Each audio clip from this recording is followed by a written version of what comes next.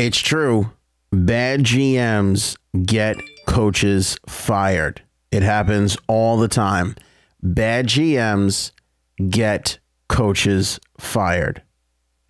When a GM makes a bad move, coach loses his job first 9 times out of 10. 99 times out of 100. That is absolutely the case. Bad GMs get coaches fired. All right, we're on YouTube now. Are we on?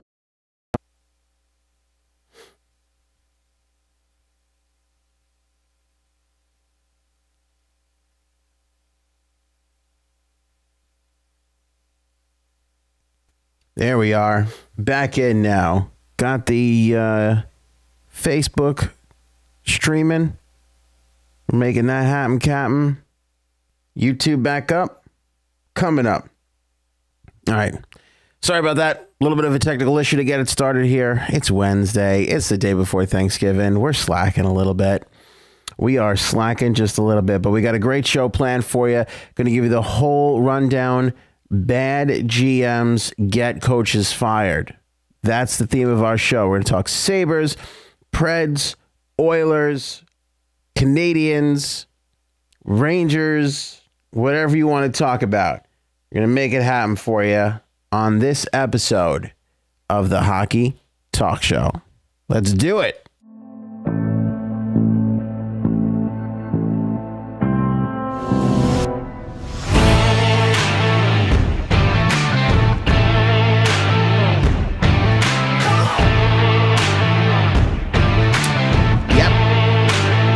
Yep.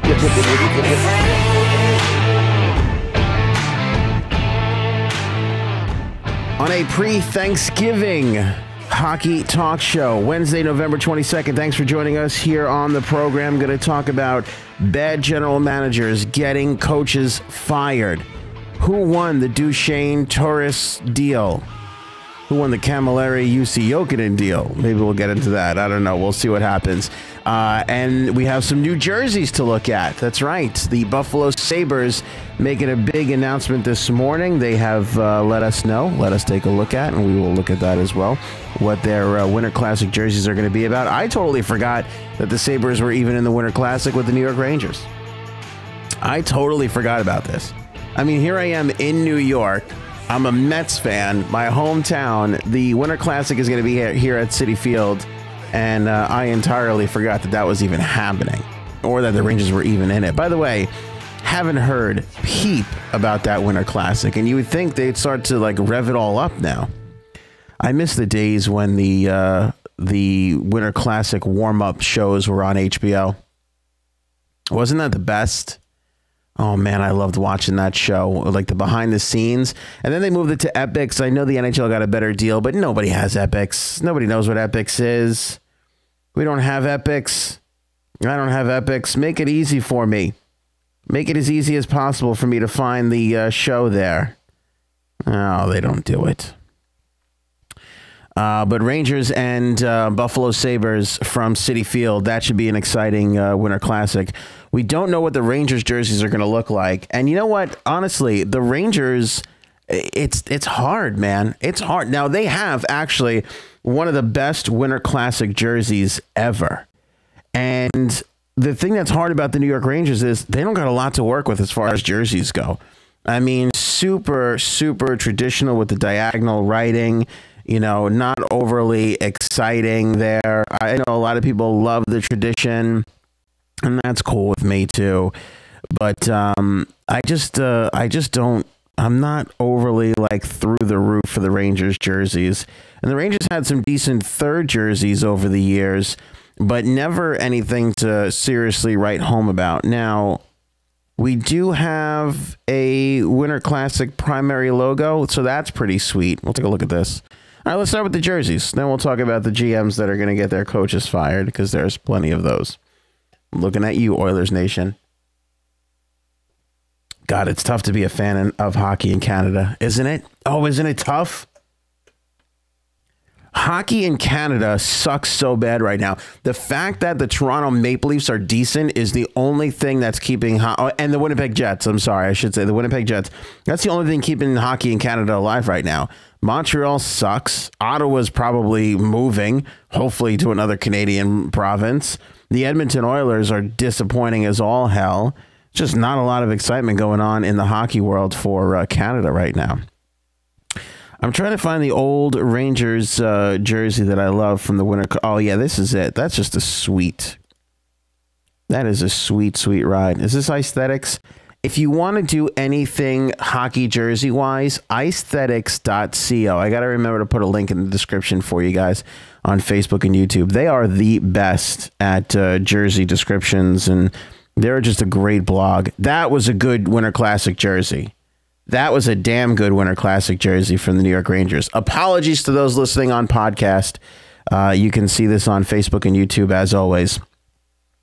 But we're looking at the one where they had the old shield and they rounded out the bottom. It wasn't as squared off as their modern logo is. It was more rounded off. And the great thing that the NHL does, and their designers, whether it was Adidas or CCM or anybody, putting that cream color in instead of the white, just to give it that old faded look. It was so good. It was so good. What's the best Winter Classic jersey? Throw it in the comments. YouTube, Facebook, or on Twitter. Let me know right now. What's the best Winter Classic jersey? What's your favorite Winter Classic jersey? Rangers are up there. Detroit had some crazy ones. I love the ones that we got from the New York Islanders, although that was more a outdoor series one.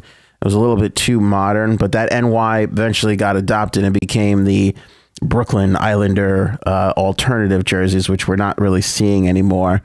But I love to know that. And you could, by the way, if you're listening on the podcast way after the fact, that's not on the live show here, you could tweet that on over to me at Hockey Talk Show on Twitter. We are at Hockey Talk Show. What is the best Winter Classic jersey? Phones are also live to 631-438-1768 if you want to call into the Hockey Talk Show. 631-438-1768. I love this Ranger one here, but the Buffalo Sabres one that just got announced is pretty sweet. Let me swing this over here. We don't have an official Rangers Winter Classic jersey yet for 2018, but what we do have is this beauty right here. And I'll tell you what I'm going to do. I'm going to put this in the link of... well, I'll try and put it in the podcast link too, but I'm going to put this in the link for YouTube and Facebook. We're looking at it right now, so you can see there's the New York Rangers logo for the Winter Classic. That's the Winter Classic team primary logo long sleeve t-shirt. So that's somewhat of an indication there on what the jersey is going to look like for the New York Rangers. I wouldn't be surprised if we saw that shield. It's the New York Rangers shield, the one that they have right now, except it's completely whited out, and there's just a gigantic oversized N.Y. dot on the front of it. Now, I think that would make a pretty damn sweet jersey. I think that would be really, really nice on a jersey. Here's the only problem I can see, though. The home team usually wears the colors nowadays, and the road team wears the white. For those of you who don't know, because the Rangers have been involved in several outdoor classics and several of the, Coors Light Stadium Series games, the Rangers are not allowed to play a game outside of Madison Square Garden. There's some weird loophole in their contract with MSG that they have to pay like $1 million or something insane like that if they were to play a road game or a home game, I should say, anywhere other than Madison Square Garden. They'd have to pay this huge fine. So if you're always curious to why the Rangers are the road team, that's why. And when we saw them play in the Winter Classic, and they were obviously away, so that was easy. But when they played in the Coors Light Stadium Series against the Islanders and the Devils, they were the road team in both situations because of that very rule. And I remember thinking how strange that was. Like, why are the Rangers getting the bad end of the stick here? But that was the thing. There's some weird clause somewhere in their contract. And it makes you wonder what nerd face is going through the contract to figure that out. Like, what nerdo is like, let me check the contract to see if we can play. You know, I don't know who, but the Rangers have excellent lawyers. Really bad general managers, but excellent lawyers, because they were able to figure that out and save the Rangers a whole ton of money by not playing a home game. So when the Rangers went to Yankee Stadium and they played the Isles and the Devils, they were the road team in both scenarios. And by the way, like the true road team. So the Islanders and the Devils both got the Yankees dressing room. They got the home field dressing room, and the Rangers had to sit in the visitors locker room, which are not as nice as the home team's locker room, for both of those games. I found that to be pretty interesting. Talking hockey, Winter Classic jerseys. What is your favorite? Let me know in the Facebook and YouTube comments, or on Twitter at Hockey Talk Show, or you can call it in at 631-438-1768. And let me know which one you like the best. We're looking at the Rangers here, their T-shirts, which I'm going to put a link in the description too, because this would be a sweet gift for the hockey fan in your life, especially if they're a Ranger fan. I think that's a really sweet logo. It is super old school. Really, really old school. Like you can just... I feel like I've seen this on the Rangers, like the 1940 Rangers or something like that. But even if I didn't, it has that sort of vibe, which the NHL is really good at doing. They're really good at fabricating nostalgia. Like even if something historically is inaccurate, it still feels super old school. They're just really good at that sort of thing. I like the simple NY. You know, back in the day, they didn't have the advanced techniques that, you know, sewing up a sweater that they have now. So things were a lot more simpler back then. And this has that super clean, simple, old school look. Like this is all we could muster up in the factories making hockey jerseys. I think that's pretty sweet. I like that a lot. You want to take a look at the Buffalo Sabres jerseys? Let's swing on over here and do that. Oops, sorry about that. The Buffalo Sabres actually put a video together to go along with it. Let's see if we can pull this up. And there it is right there. Look at that. Got the NY on the jersey crest. Winter Classic logo on the thing. Go back to the NY. I want to see that really quick. Yeah, there you go.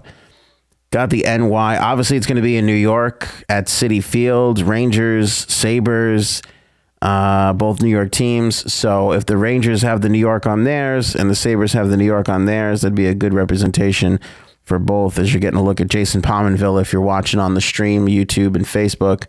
If you're watching this on the, if you're listening to this, I should say, on the podcast, well, after the fact, you can certainly grab the links at hockeytalkshow.com. That's hockeytalkshow.com.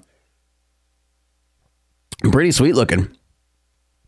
And that's what makes me speculate. Like, the Buffalo jersey is the white jersey. Are the Rangers going to be the home team? Did they remedy this situation? I wonder. I wonder if they have. I mean, it's kind of ridiculous because Madison Square Garden is owned by the New York Rangers. I mean, they're owned by Dolan, who owns the Knicks and the Rangers. He owns everything. So it's kind of weird that that would happen. But I know that there are... Oh, you know what it was? I think I know what it was. It wasn't necessarily the Garden. If I'm not mistaken, it was maybe the city of New York, if that was what it was. I don't know. There was some strange arrangement where the Rangers have to play their games at the Garden. Like if the Garden, if the ceiling starts collapsing, they have a pass. But, you know, if the building is in tip-top shape, they have to be in there. So that's why they were the road team in all those outdoor classic games, or I should say outdoor series games. But I wonder if they're going to be the home team this time around. I'll have to dig a little deeper into this and take a look. The jerseys are very sweet for the Buffalo Sabres. A lot of striping, the old school original logo with the buffalo in it and the two swords crisscrossing. You're seeing that, you know, when you're looking at an old school jersey, they tend to have a bit more striping than you get now. And we're seeing that with sort of two sets of striping on the arm. Bring that up for you so you guys can see the double striping there. There's two sets of striping right there. You see that, two groups, a blue, yellow, blue. There's a white space, then a blue, yellow, blue again. I like that. It tends to be a little bit more older school looking when you have a couple of stripes in there. Got the Adidas logo. Oh, really nice shoulder patch of the Buffalo with Sabres writing in it.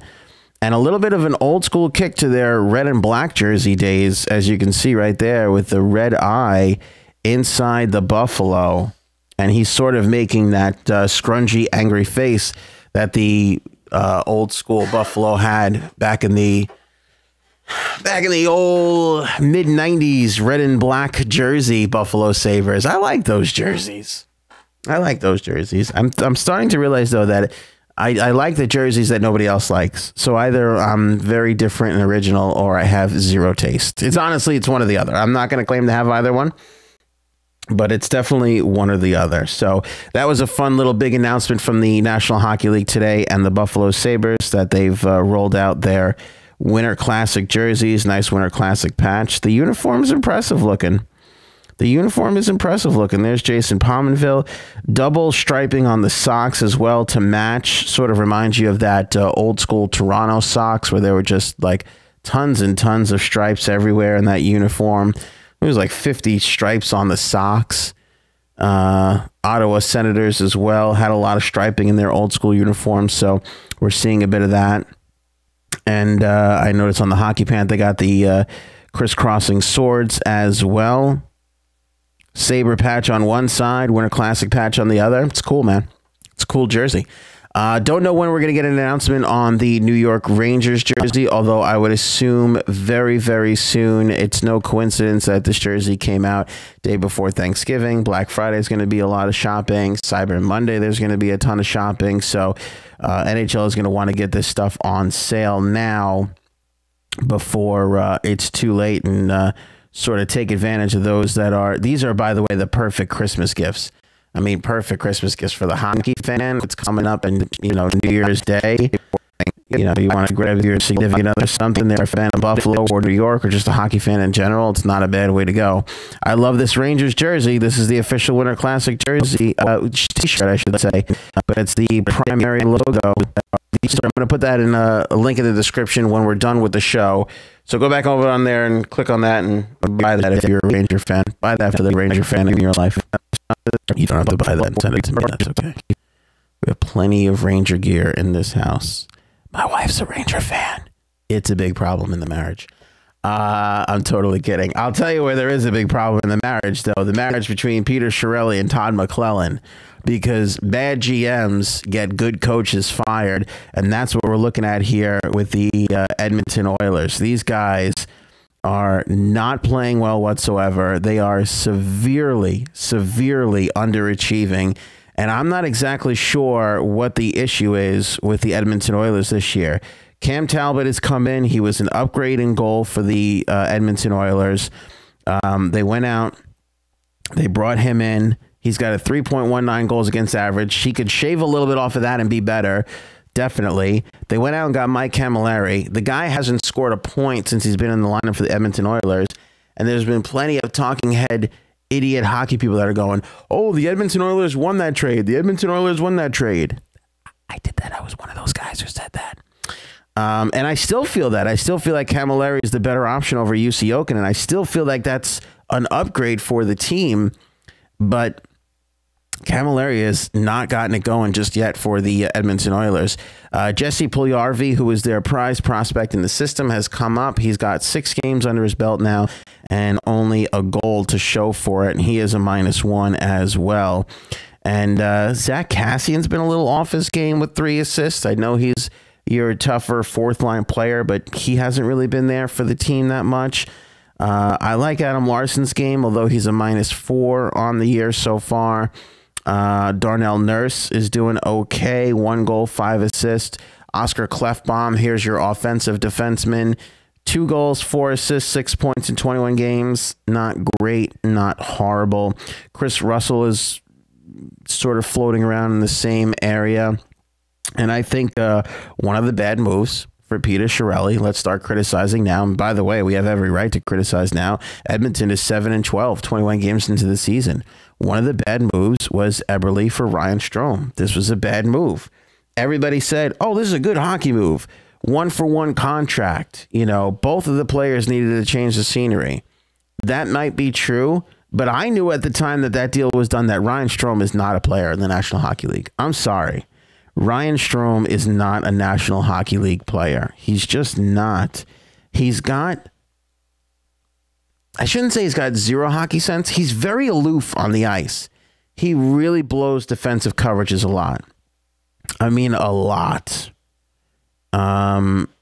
He's got 3 goals, 5 assists, but 21 games is not great. I know he's playing on the third line, although I'm kind of curious now to see if they moved him up at all. Go to dailyfaceoff.com to get that information.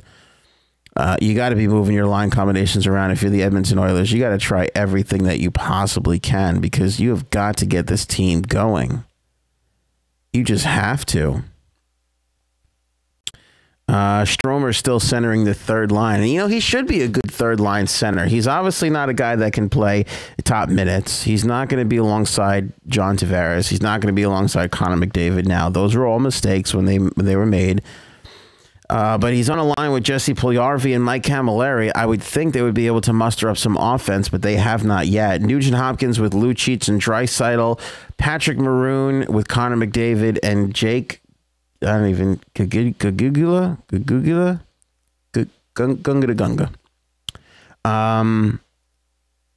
My apologies. I never even seen this kid before. How's he doing as far as points go? 3 goals, 2 assists in 13 games. I think Milan Lucic is a big problem on this team. He's slow. He's big. He was brought in to protect Connor McDavid. He was brought in to play with Connor McDavid. He hasn't been able to stay on his line. They've elevated Patrick Maroon. He's had 5 goals and 7 assists, but I think he is one of those guys that is benefiting off of the superstar, not contributing and helping the superstar, you know, which can be a minus, which we've seen a whole bunch with John Tavares, with Sidney Crosby. You know, these guys are one of these players that they're so good that, you know, coaches don't want to put any good players with them because they want to spread that out. They want to have that 1-2 attack, 1-2-3 attack, you know. So that's what we're seeing with Connor McDavid right now. Connor got off to a slow start. He had a little bit of a rough go. He's back to his form, 10 goals, 16 assists, 26 points in 21 games. He's doing really good. Nugent Hopkins at 17 points in 21 games. You can't really complain about that. And Draisaitl has 16 points in 17 games. So you're getting fairly good output from your top guys. The problem is there's a huge drop off after that, you know? Eddie, welcome to the show, man. McDavid, Maroon, and Lucic align, maybe. But the problem is I remember when they signed Lucic, and the assumption was now Connor McDavid has a serious winger to play with. And I don't know if it was McClellan or if it was before McClellan, but I have not seen Milan Lucic with Connor McDavid. And I know that Lucic is slow, and I think his game is deteriorating a little bit, but I mean, part of me thinks, like, do you need a fast player with Connor McDavid? Like, he's got enough speed for everybody. But that's what's going to happen. You're going to see him, like, flying down the ice, and you're going to see, you know, Milan Lucic trying to play catch-up to him. Milan Lucic, I feel, is a bad move for the Edmonton Oilers. Milan Lucic feels like a bad move for the Oilers. I think the second bad move for Peter Chiarelli and the Oilers is Ryan Strome for Jordan Eberle. Because although you needed to make that deal, how nice would it be to have Jordan Eberle on Connor McDavid's line right now? Why wasn't that ever able to work? You know, why weren't they ever able to get Jordan Eberle going on Connor McDavid's line? Did they just never have the chemistry? Was it just two players that needed the puck? I mean, it's entirely possible. But I just feel like if I'm the Edmonton Oilers right now, I would much rather have Jordan Eberle in my lineup. Believe me, as an Islander fan, I'm thanking the Lord we got Jordan Eberle in our lineup. He's doing just fine for us. I'm loving having him here. You know, dream line, Dale Hunter centering Claude Lemieux and Esa Tikkanen. That would be something else. That would be one tough line. Ball Peach, welcome to the show, man. Oilers to Houston, make them the Houston Oilers.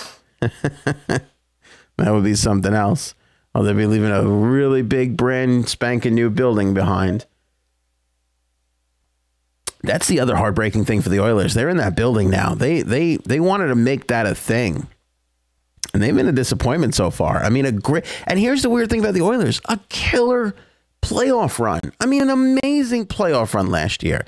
You watch that team, and me along with every other hockey pundit said the same exact thing. Look out for the Edmonton Oilers next season. This is a good loss for Connor McDavid. You got to lose before you could win the cup. It was a good loss for Connor. It showed him how tough it is to come out of the West with San Jose, with Anaheim, with all those teams. He got a little bit of a lesson. Like, this is how hard it is. Like, all the good teams lose first. They all lose first. The Islanders lost first before they won 4 cups. The Oilers lost to the Islanders before they went on their dynasty run. You know, all the great teams lose. And you watch that team in the playoffs last year, and you're like, these guys are going to be dead lethal this year.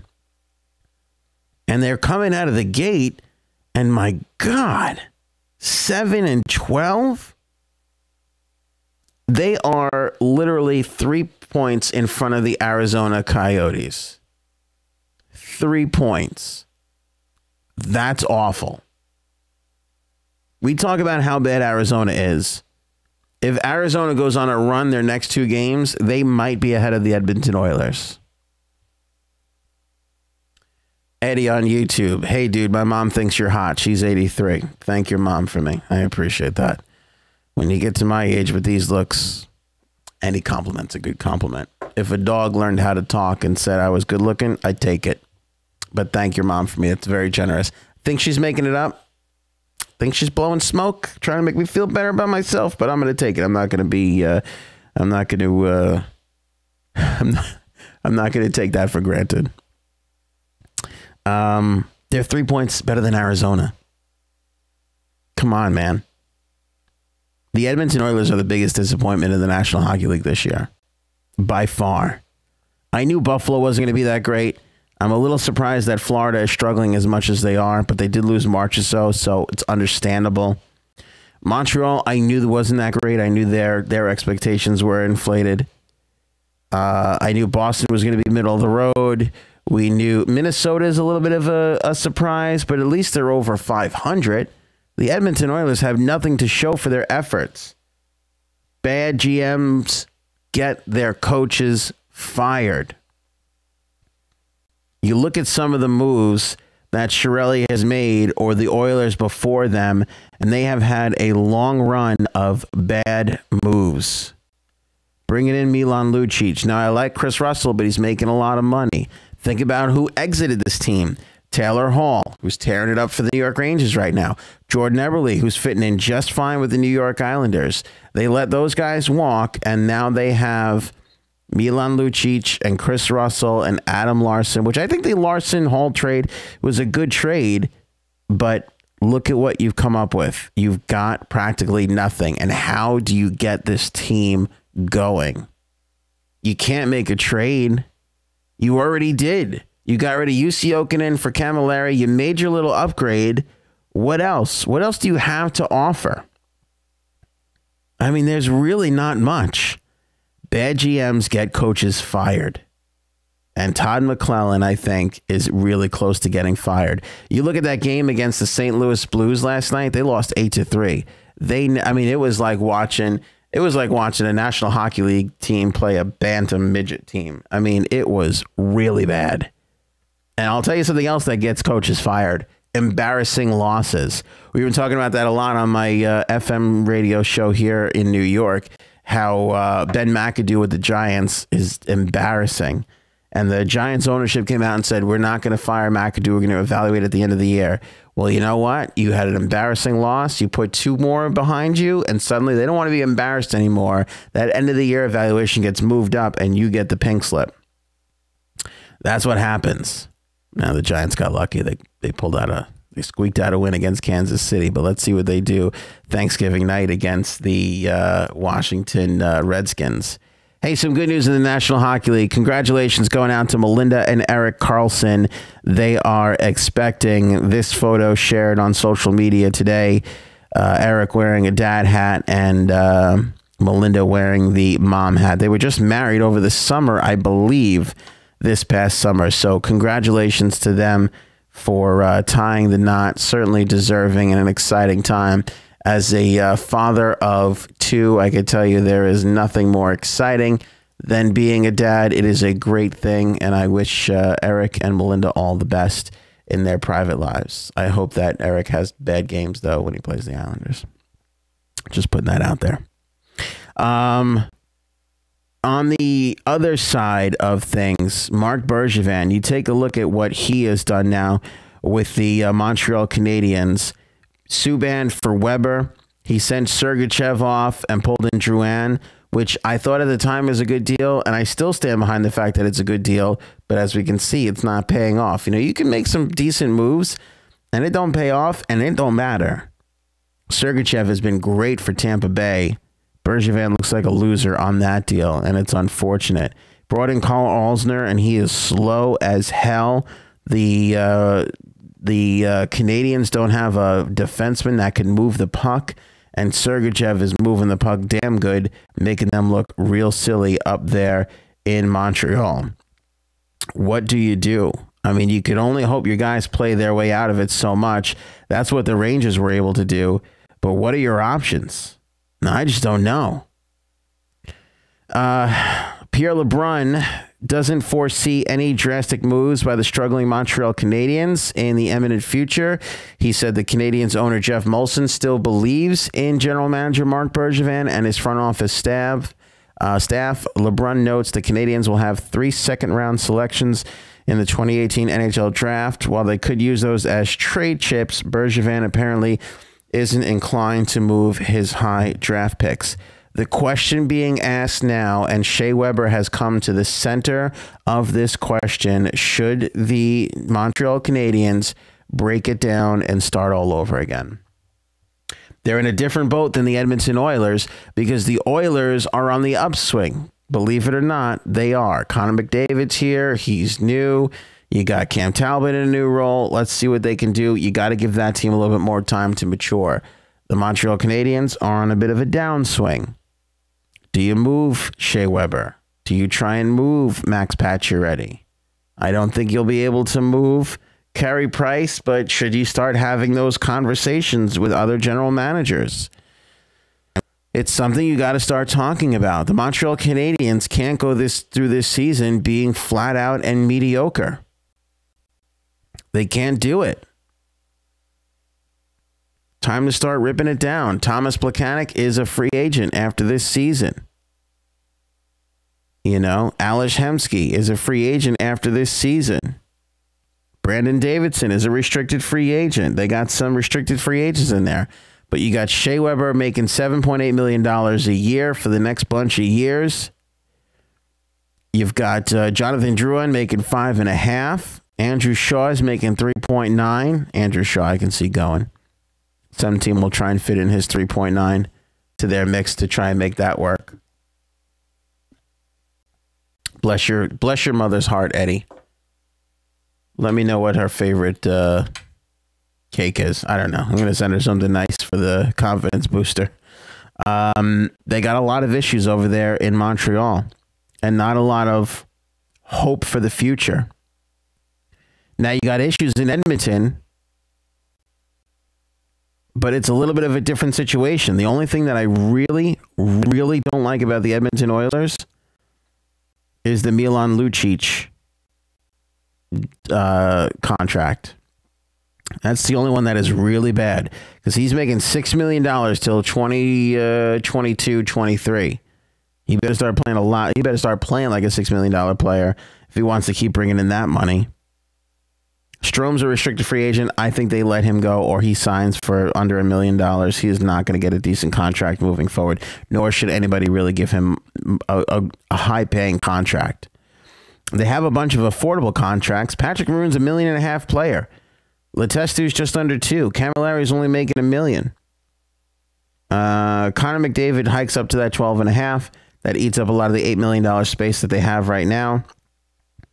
But if you're the Edmonton Oilers, you got to figure something out. Because when that Connor McDavid contract kicks in, Now you got Milan Lucic making $6 million. Nugent Hopkins making $6 million. Draisaitl making $8.5. You got a lot of money wrapped up in players that aren't performing and aren't leading your team. By the way, I watched a little bit of the Edmonton-St. Louis game. Edmonton is playing like a team that stinks. They are not first to the puck. Their forecheck is awful. There's no speed. There's no speed. And it's really unfortunate because you don't want Connor McDavid wasting away, especially to what this team did in the offseason, in the playoffs, in the postseason last year. You better figure out a move.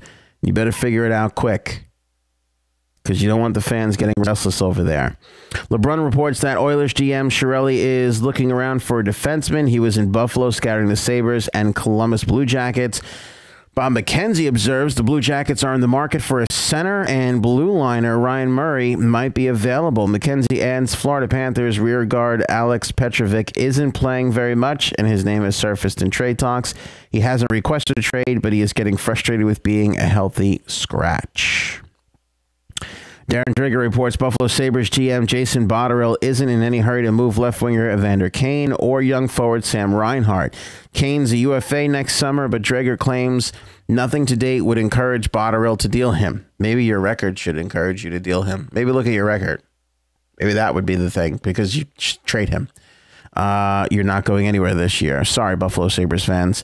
Sabres want to continue to evaluate Reinhardt's performance over the remainder of this season and see how he fits with Jack Eichel and other young players. Move Evander Kane if you're the Buffalo Sabres. If I'm Jason Botterill, I'm calling every GM right now and I'm saying Evander Kane is up for grabs. Best deal gets him. And I'd wait 2 to 3 weeks. I'd wait for people to get desperate. I'd wait for injuries to happen. I'd wait for 3 minutes before the trade deadline is up. I don't care. I would wait and wait and wait till I have exactly what I wanted. Because, again, the Kyle Turris, Matt Duchene trade changed the game. Changed the game. Joe Sakic got a ton in exchange for his disgruntled forward. Now, it's a little bit of a different scenario because Duchene is still signed and Evander Kane's a UFA. So you're not going to pull in as much as you would if Kane had some more term left on him. But you certainly should be able to get quite a bit, especially for a team that's pushing for a playoff spot. Maybe Edmonton should be looking at Evander Kane. Maybe Edmonton can sucker Buffalo into taking Milan Lucic back the other way. Get rid of one of those contracts. Buy yourself some space. The best thing the Edmonton Oilers can do right now is free up $6 million. Because when Connor's 12.5 kicks in next season and your $8 million of space dries up, you are going to be hard-pressed to improve this team without moving somebody off your books. How are you going to do it? You're not going to go out and be able to sign anybody. That's not going to happen. Edmonton's in a lot of trouble. Montreal needs to totally rebuild, and so do the Buffalo Sabres. And the Buffalo Sabres have a lot of issues with the Okposo contract and the Molson contract, and again, a lot of their top guys seriously underperforming. Phil Housley does not make the... I don't know if he's got a 3-year deal. Usually coaches get a 3-year deal. Phil Housley does not make 3 years with the Buffalo Sabres. Not going to happen. Not with this team. Not unless there's drastic changes. No way. Not unless there's drastic changes. Exciting hockey action tonight with American Thanksgiving tomorrow. You've got essentially every team playing tonight, sans the St. Louis Blues, and you might be thinking, why are they off? Well, we have 31 teams now with the Vegas Golden Knights. So now there's got to be somebody off. You know, somebody has to have the day off. I found that to be interesting. That's unlike we've ever had in the past in the National Hockey League. On nights when every team plays, every team plays. Now with 31 teams, we're in this weird situation where you've got one team that just doesn't have a dance partner. And that's what's happening. That's what's happening with that.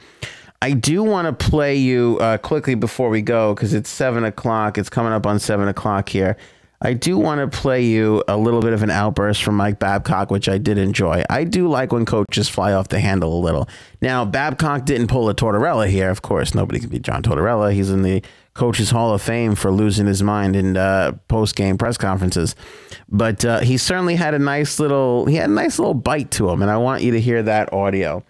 But I want to let everybody go so you can take in all the action tonight with 15 games on the schedule. It should be very, very exciting. Quickly, I think some of the good ones coming up this evening that you're going to want to pay extra special attention to is Edmonton and Detroit.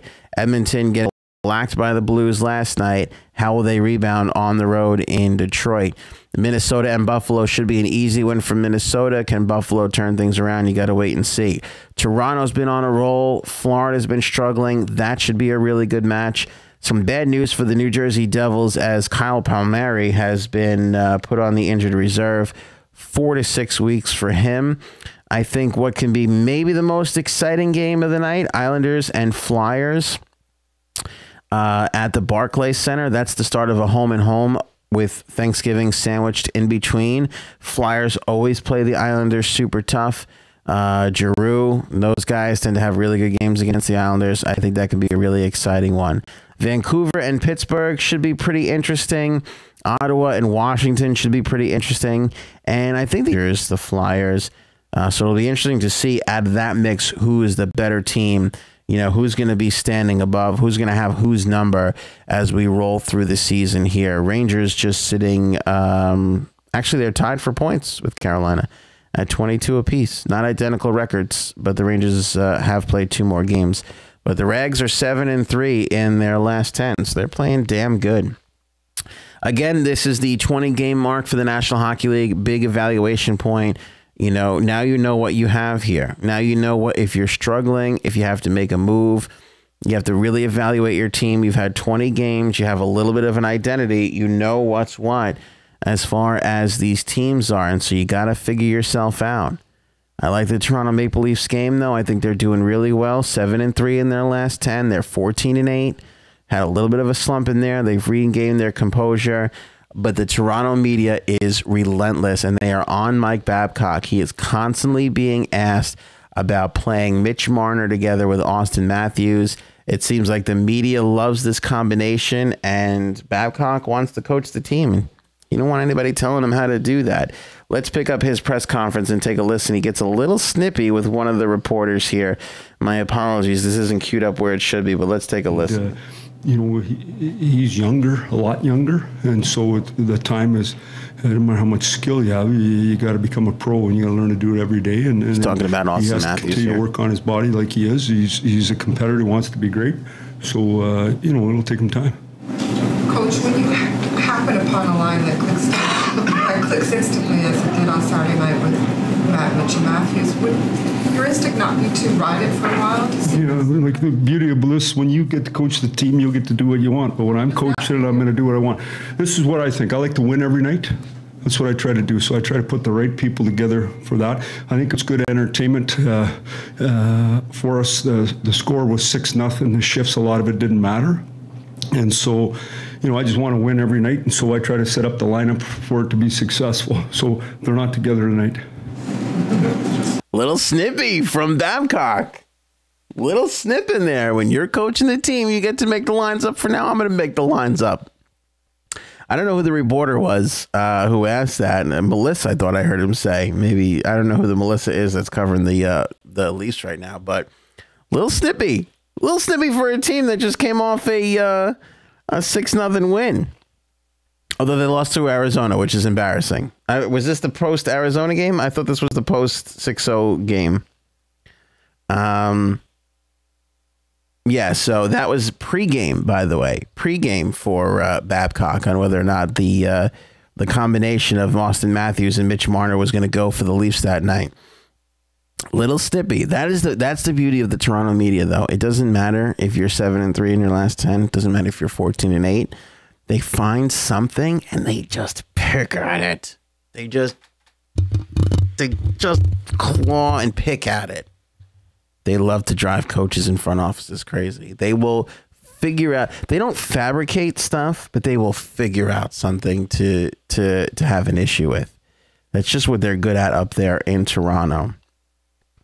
So the Leafs are going tonight. I think that'll be a good game. I love the Rangers Calgary game. I like Chicago and Tampa. Chicago's got to refine their form. Let's see if they can. Vegas and Anaheim should be great. Winnipeg and Los Angeles, two of the big teams going at it as far as late games go. That would be my pick if you're going to go around the league and watch games. It's 6 minutes past 7 o'clock on the East here. So I'm going to hang it up for the night so you guys can get in there and watch the hockey. Thanks to everybody who commented. Appreciate the patronage as always. We are daily live now. It is Thanksgiving tomorrow. I think if we do get a show in, I'm either going to do one of two things. It's going to be earlier in the morning, just before the parade kind of kicks off, or I'm visiting some family in Manhattan.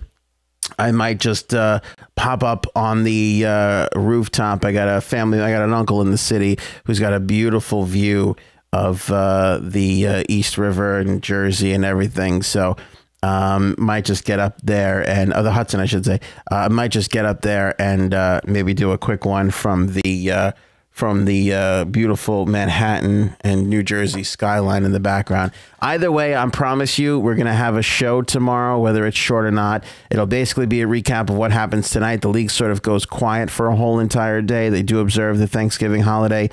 There will be no games tomorrow. Am I mistaken about that? Is there one game? Are there games? No, 23rd, right? There's no games. No games the 23rd, but back at it with a full schedule on the 24th. So we might actually talk about a couple of the background things that I've been holding on to, some of the team issues, some big storylines that haven't been imminently important for that day's show. Maybe we'll get into some of that, but there will be a show tomorrow. There will be, I'm hoping for an extended show on Black Friday. I'm doing a live broadcast for my radio station here on Long Island in the morning, and then I have the rest of the day to myself. So we'll have a little bit more time to spend together on Hockey Talk on Friday, and then we'll see what happens over the course of the weekend. But 5 live shows during the week, I think, is pretty good, and hopefully we're capturing your appetite. Getting a lot of wonderful messages from you guys of, I'm going to watch every show, not going to miss anything. If I'm missing a show live, I'm happy to catch up on the podcast, and it's very sweet of you guys to do that. So thank you. I appreciate that. We're well over the 400 mark now on social media. We're well over the 10,000 view mark on YouTube. So the show is really growing and moving along. I'm just excited about the future of the Hockey Talk Show. To come here and talk hockey with you guys every night. It's going to be awesome. I'll put the link for the New York Rangers shirt in the description. So click on that and order that for the Ranger fan in your life. And have a great and happy and safe Thanksgiving. Don't argue too much politics if you can. Blessings to you and your family. Eddie, Ball, Peach, you guys have a great night. Thanks for hanging in here. And we'll see you on Thanksgiving. That's when